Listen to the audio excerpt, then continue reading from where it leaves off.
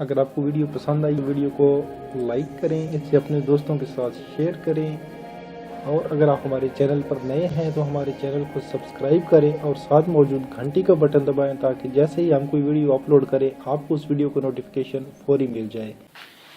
अजीज़ तलबा, अस्सलाम वालेकुम। मैं हूं अली मुबशिर। आप देख रहे हैं MB के स्टूडेंट केयर लाइन और आज की वीडियो में मैं आपको ये बताने वाला हूं कि हमारे एक पेज के मेंबर हैं वसीम अहमद, उन्होंने हमसे सवाल किया था लास्ट नाइट कि हमें ये बताएं कि क्या असाइनमेंट और थीसिस में क्या फ़र्क है। और मैं उनका बहुत शुक्रगुजार हूँ कि उन्होंने ये सवाल किया है, क्योंकि मेरे जहन में कोई ऐसी सोच नहीं थी कि मैं कोई थीसिस के ऊपर वीडियो बनाऊँ। तो ये बहरहाल उनका क्रेडिट उन्हें जाता है कि उन्होंने मुझे इस तरफ तवज्जो दिलाई है कि जनाब ये भी एक चीज़ है, हमें इसके बारे में भी बताएं। तो बात करने का मकसद वैसे तो कोई नहीं है, लेकिन बहुत ज़्यादा मकसद भी है। अगर आप वीडियो को स्टार्ट से एंड तक देखेंगे तो आपको बड़ा क्लियरली पता चल जाएगा कि असाइनमेंट क्या होती है और थीसिस क्या होता है। और असाइनमेंट से ज़्यादा आज की मेरी वीडियो थीसिस पे होगी, ताकि आप में से जो भी लोग हैं वो थीसिस के बारे में जानना चाहते हैं कि ये क्या होता है, कैसे होता है, उसका क्या फ़ायदा है, तो वो इस वीडियो को पूरा का पूरा देखें ताकि आपकी सारी कन्फ्यूजन दूर हो जाएं। तो आइए चलते हैं आज के सिलेबस की तरफ, और आज का सिलेबस है थीसिस।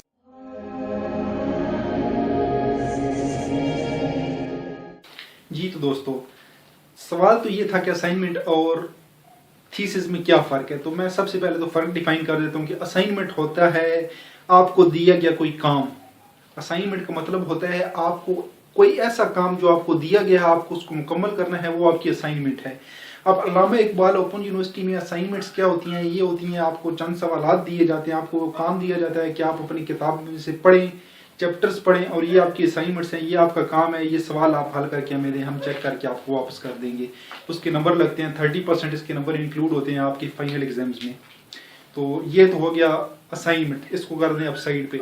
अब आते हैं असल टॉपिक के ऊपर कि थीसिस क्या है। थीसिस बिल्कुल ही एक अलग चीज़ है। थीसिस होता है आपका रिसर्च। ये आपको करना होता है MA लेवल पर, MSc लेवल पर। MA लेवल पे कुछ जो सब्जेक्ट है उनका कंपलसरी होता है और कुछ सब्जेक्ट हैं उनका होता है ऑप्शनल। आपका दिल है तो आप थीसिस करें, आपका दिल है तो आप सब्जेक्ट कोर्स वर्क कर लें। अब जिन लोगों ने करना है MPhil और PhD, मैं उनको यही रिकमेंड करता हूं कि वो MA में अगर ऑप्शनल है थीसिस तो फिर भी वो थीसिस लें, क्यों? ये आपकी बेस बनाता है। थीसिस आपकी बेस बनाएगा कि आपके सारे कॉन्सेप्ट थीसिस में क्लियर हो जाएंगे कि थीसिस क्या होता है।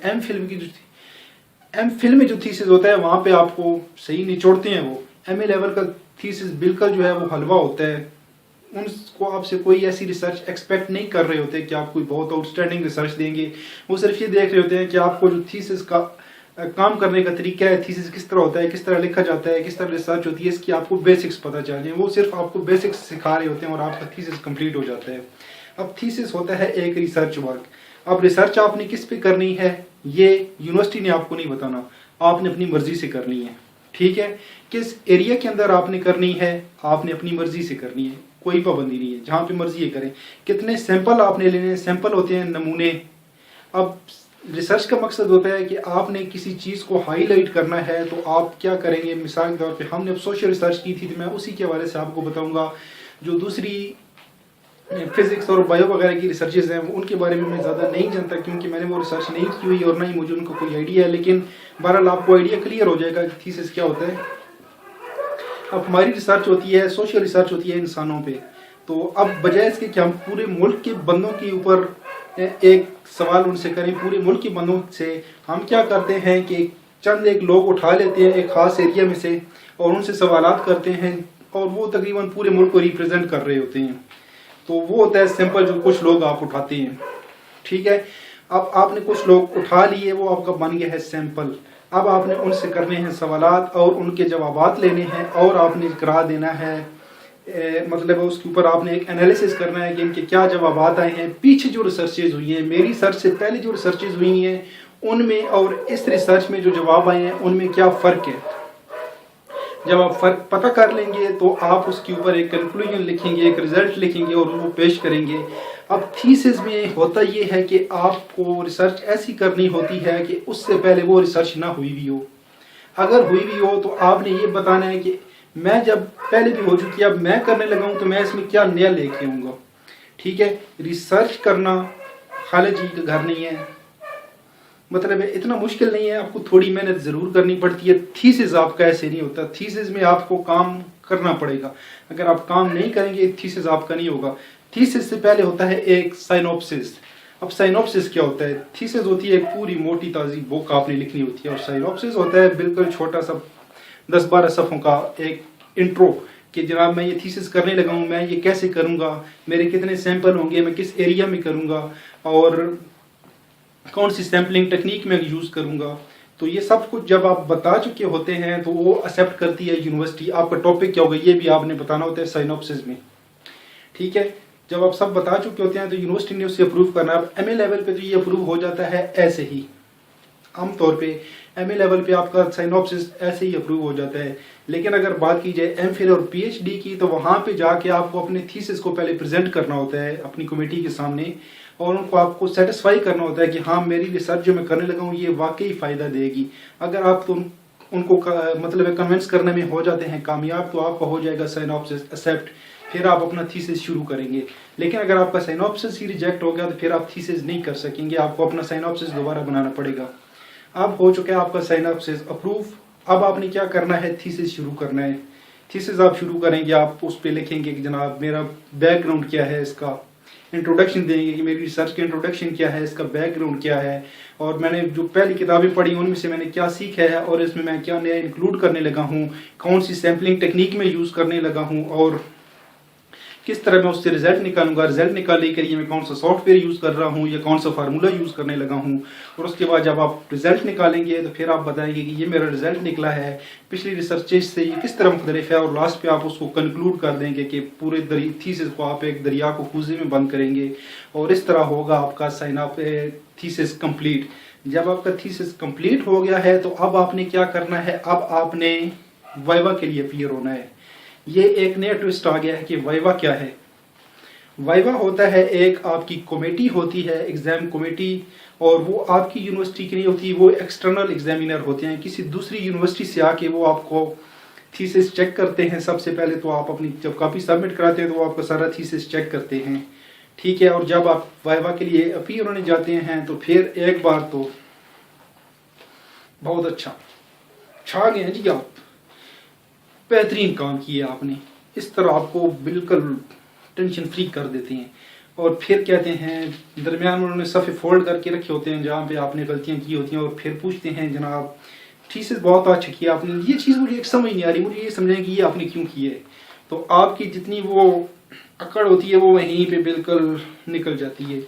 ठीक है, तो एग्जामिनर का काम होता है आपको किसी न किसी तरीके से फंसाना कि आप अपनी रिसर्च को डिफेंड ना कर पाएं, और आपका काम होता है अपनी रिसर्च को डिफेंड करना, क्योंकि टॉपिक आपने खुद सेलेक्ट किया है, एरिया आपने खुद सेलेक्ट किया है, सैंपल आपने खुद सेलेक्ट किया है, तो अब आपको डिफेंड उसे करना है होगा।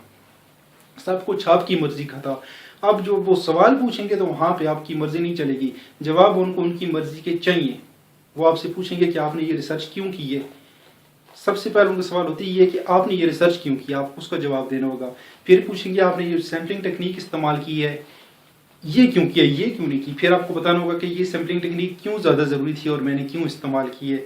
फिर वो आपसे ये पूछ सकते हैं कि अच्छा आपने जो बैक रेफरेंसेस दिए हैं, पुरानी रिसर्चेस पढ़ी हैं, ये तो आपने थोड़ी पढ़ी हैं, आपने ज़्यादा क्यों नहीं पढ़ी, आप ज़्यादा भी पढ़ सकते थे, या आपने ज़्यादा पढ़ ली हैं, थोड़ी पढ़ सकते तो भी काम हो सकता था। मतलब उन्होंने किसी न किसी तरीके से आपको कंफ्यूज करना है, और आपने कंफ्यूज नहीं होना।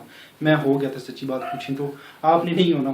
तो जब आप अपना वाइवा क्लियर कर चुके होते हैं तो फिर उसमें भाई तो नालायक बनता है ना, भाई के वाइवा के ऊपर सीरियस एलिगेशन लगा था कि आपका जो इंट्रोडक्शन है बिल्कुल ही गलत है, अगर आप इसको इम्प्रूव नहीं करते तो आपका थीसिस होगा रिजेक्ट। अल्हम्दुलिल्लाह मेरा सुपरवाइज़र बड़ा शेर बंदा है प्रोफेसर अदनान साहब, थैंक यू सर, अगर आप देख रहे हैं तो। उन्होंने मुझे इस मुश्किल से निकाला, उन्होंने मुझे बैठा के सारा समझाया किस तरह आप इसको क्लियर करें, इस चीज़ को निकालें, इसको इस तरह इसकी नई चीज़ें एडिशन करें। तो फिर वो सारा कुछ उन्होंने करा के मेरा इंट्रोडक्शन इम्प्रूव कराया, तो मेरा थीसिस हो गया एक्सेप्ट। और अल्हम्दुलिल्लाह आपका भाई अब एक थीसिस वाली डिग्री होल्डर है। तो इस तरह आपको होता है वाइवा, और वाइवा के बाद आपके फारिग हो जाते हैं। आपका थीसिस दो जगह पे रिजेक्ट हो सकता है। एक आपका कर सकता है सुपरवाइजर। अब सुपरवाइजर मैं आपको बताना भूल गया हूँ, सुपरवाइजर वो बंदा होता है जो आपको थीसिस करा रहा होता है। अब ये यूनिवर्सिटी अलॉट करती है आपको बहुत से बंदों की लिस्ट मिलती है, उनमें से आपने चूज करना होता है कि ये बंदा जो है इसके सुपरविजन में मैं काम करना चाहता हूँ। ये भी आपके ऊपर डिपेंड करता है आप किसकी सुपरविजन में काम करना चाहते हैं। 2-3 नाम आप उनको देते हैं उस लिस्ट में से, और उनमें से कोई एक आपका सुपरवाइजर बन जाता है। यूनिवर्सिटी आपको सुपरवाइजर उसे बना देती है। तो आपका सुपरवाइजर आपको हर चीज़ में गाइड कर रहा होता है। एक बात मैं आपको बता दूं कि आपकी सुपरवाइजर के पास टाइम बिल्कुल नहीं होता। आपके सुपरवाइजर जो होते हैं वो अमूमन होते हैं MPhil PhD, उनके बहुत ज़्यादा काम होते हैं। तो उनके टाइम को मैनेज करते हुए आपने उनसे अपने अपने काम निकलवाने हैं। तो एक आपका थीसिस रिजेक्ट कर सकता है आपका सुपरवाइजर। अगर वो साइन कर दे तो फिर दूसरी सीढ़ी होती है, आपका थीसिस चैलेंज हो सकता है आपकी वाइवा कमेटी के सामने, और अगर वाइवा कमेटी भी उसे पास कर दे तो फिर आप समझें आपकी डिग्री पक्की है, आप पास हो चुके हैं। तो उम्मीद है कि आपको समझ आ गई होगी कि वाइवा, थीसिस, साइनॉप्सिस ये सब क्या हैं और असाइनमेंट और थीसिस में क्या फ़र्क है। तो इसके साथ ही मुझे दीजिए इजाज़त, और वीडियो के लास्ट पे आपने देखना है कि भाई के साथ आज दिन को क्या हुआ है, ठीक है।